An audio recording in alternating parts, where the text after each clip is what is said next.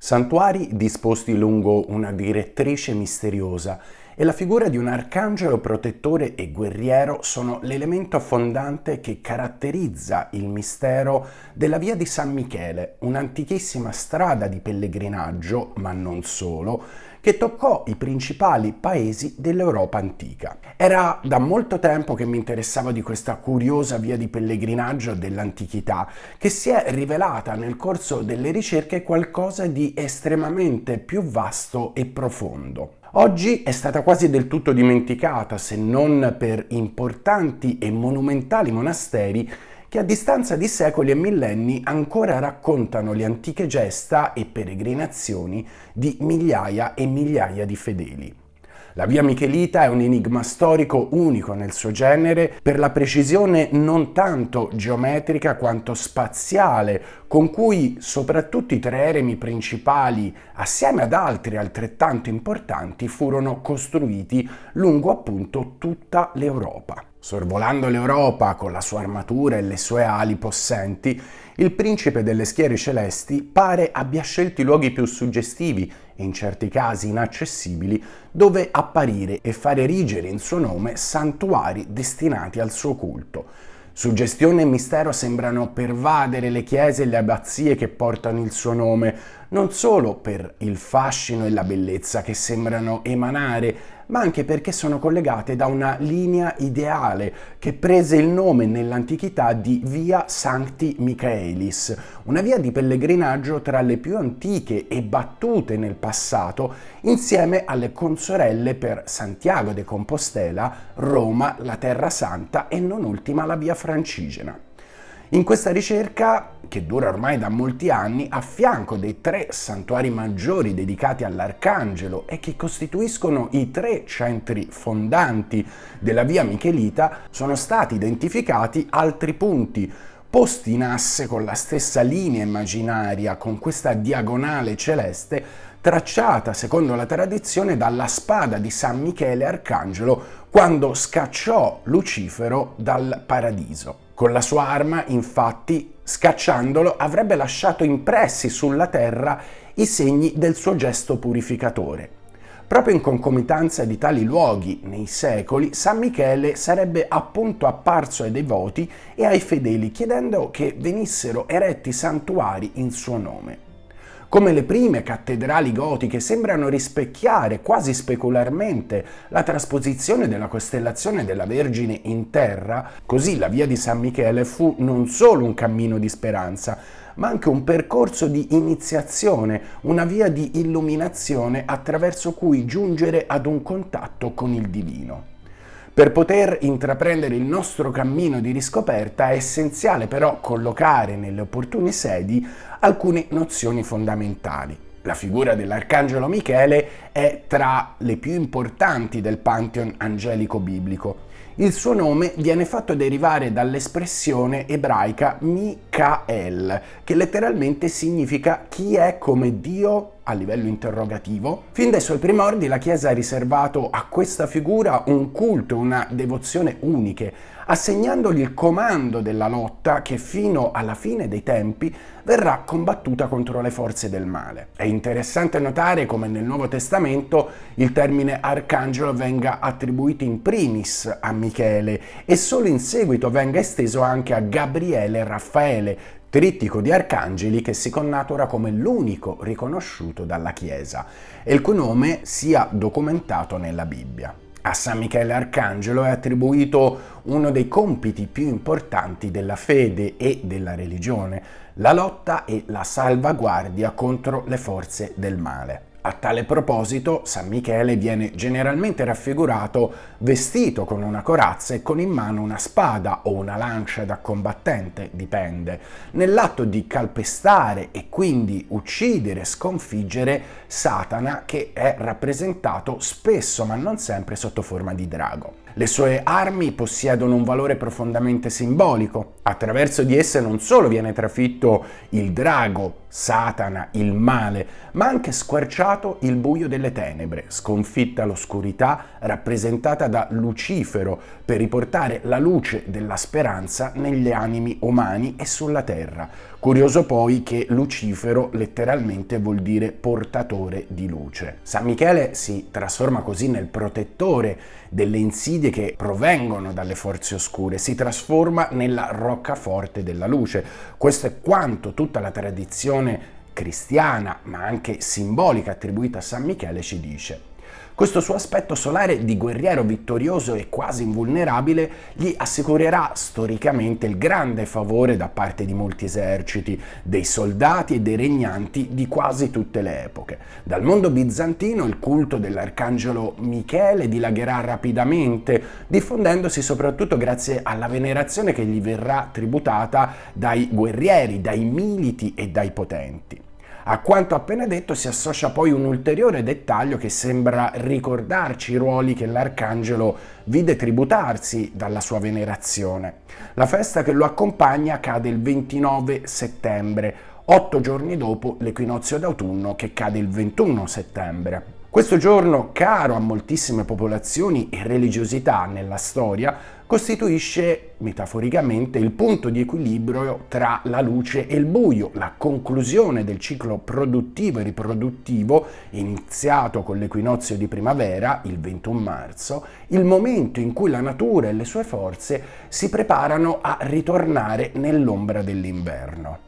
In questo periodo dell'anno molte specie infatti si preparano al letargo, alla migrazione in zone più calde, iniziando il loro viaggio verso terre poste più a sud. San Michele e la data in cui cade la sua festività viene così a raffigurare un elemento bilanciante che tende a stemperare questa transizione in cui tutto ricadrà lentamente nell'ombra e nelle tenebre. La sua festività posta in questa data settembrina, secondo diverse tradizioni, vuole anche costituire un argine all'influsso del male, rappresentato appunto dall'avanzare dell'inverno, nonché anche sancire la supremazia della luce contro l'oscurità, un tema che, come vedete, ricorre spessissimo. Nel 313 d.C. l'imperatore Costantino gli tributerà un intenso culto. Nel 490 d.C., a distanza di poco più di un secolo, avranno invece luogo in Italia gli eventi miracolosi nel Gargano,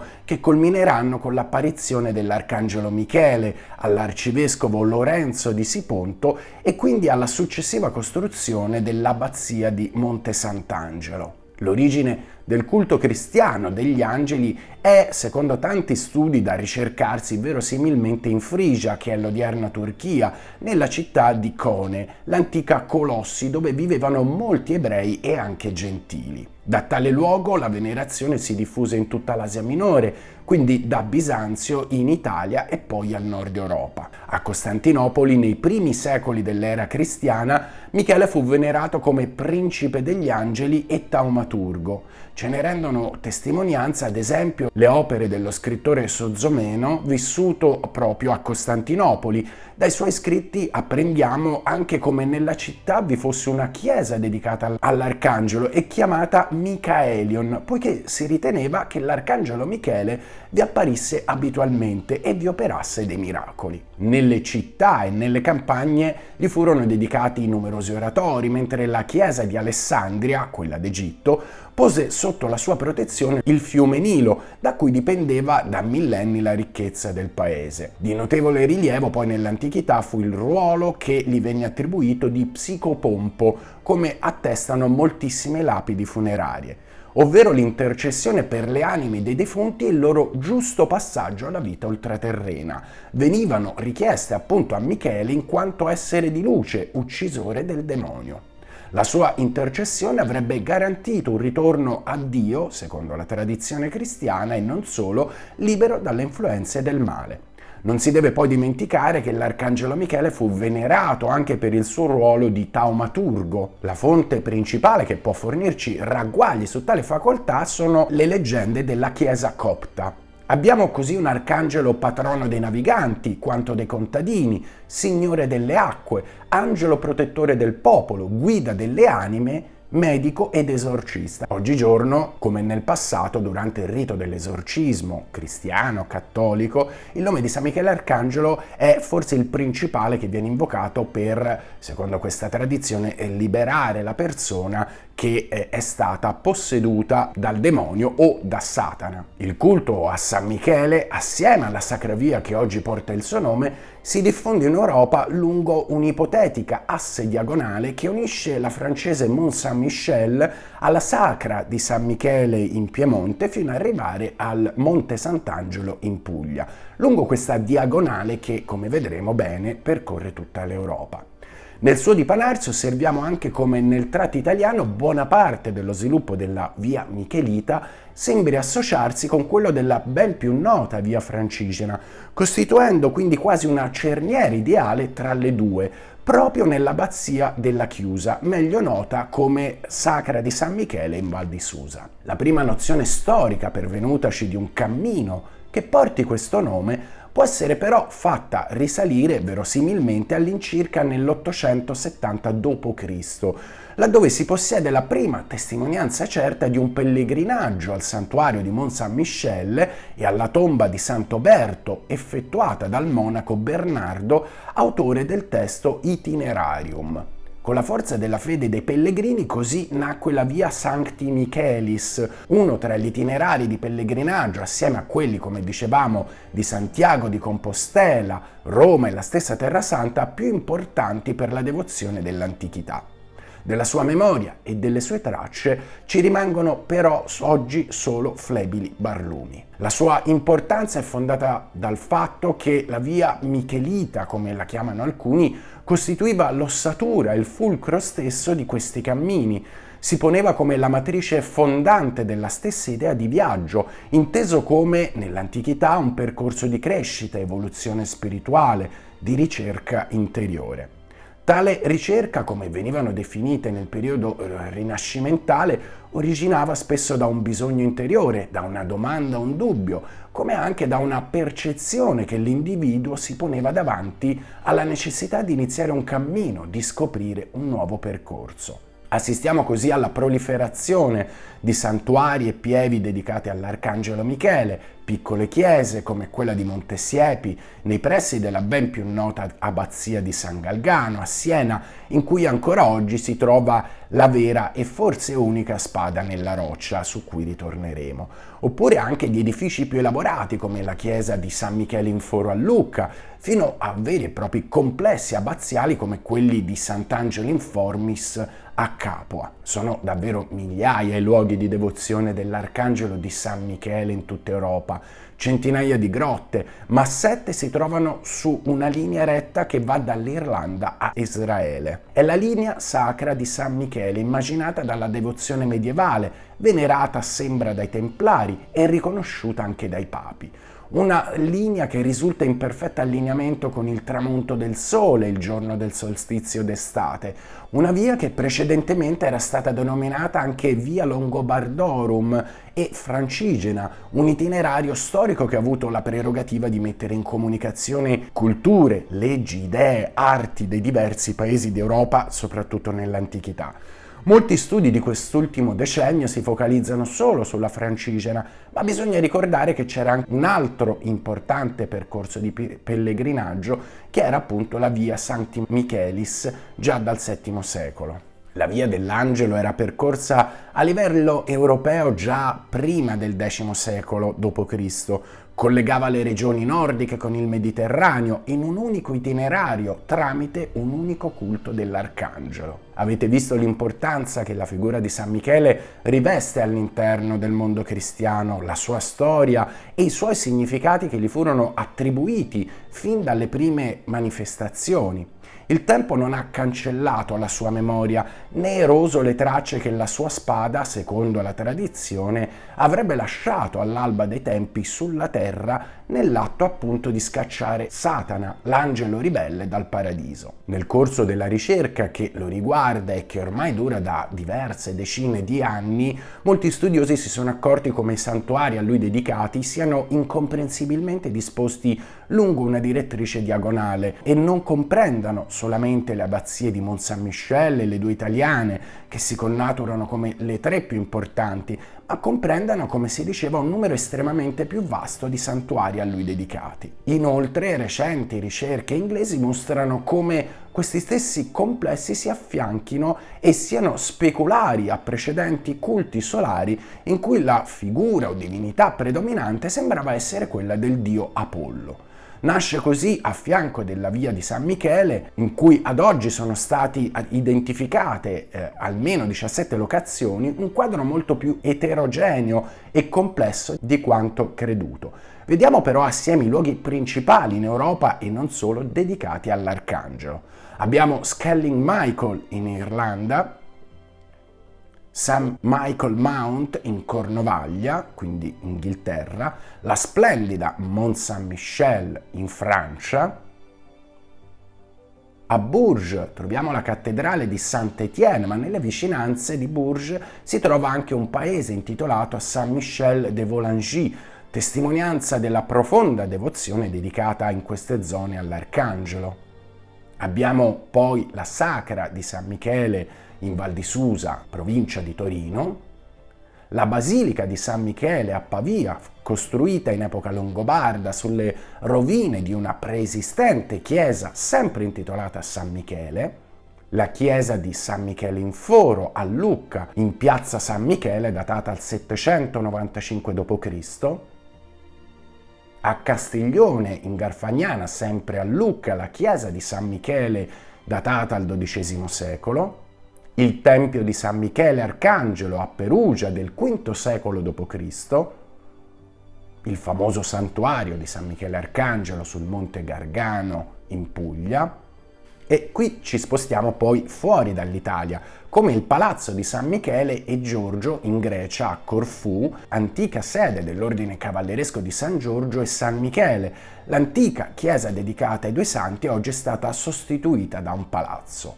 Troviamo poi il tempio di Apollo a Delfi, in Grecia, in cui la neonata religione cristiana costruì molte chiese su preesistenti culti pagani, e nel caso di San Michele molti di questi furono edificati proprio su precedenti santuari dedicati al dio Apollo, come dicevamo, da cui poi l'interscambiabilità che le due figure sembrano in certi luoghi aver assunto. Ad Atene, sempre in Grecia, si trovano molti templi dedicati al dio Apollo, anche nel Partenone. Molti di questi furono successivamente utilizzati dai primi cristiani e dai bizantini per erigere chiese dedicate all'Arcangelo Michele. A Delos, in Grecia, sempre la più piccola del gruppo delle isole delle Cicladi, nel Mar Egeo meridionale, a volte è chiamata l'isola sacra. Delos infatti era nota nel mondo antico sia come centro commerciale che come luogo in cui era nato il dio Apollo. Abbiamo poi Lindos nell'isola di Rodi, sempre in Grecia. Anche in questo caso l'isola ospitò templi dedicati al dio Apollo, mentre anche qua con l'avvento cristiano il culto fu mutuato verso l'Arcangelo Michele. Abbiamo Sini in Grecia, sempre il monastero dell'Arcangelo Michele, Panormitis così definito, e poi abbiamo il Monte Carmelo in Palestina, sede tra le altre cose di un'importante comunità essena nell'antichità e il luogo in cui terminerebbe la linea di San Michele.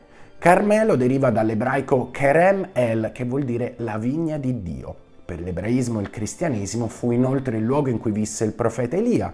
Da non scordare che nell'antichità, nelle sue vicinanze, si trovava la città-stato di Megiddo, posta proprio all'ingresso del passo della catena del Monte Carmelo, che è lunga ben 39 km. Megiddo è il luogo in cui nella Bibbia avverrà il giudizio universale, la battaglia di Armageddon, che letteralmente significa appunto la collina di Megiddo, ed in cui il bene e il male avranno il loro scontro finale.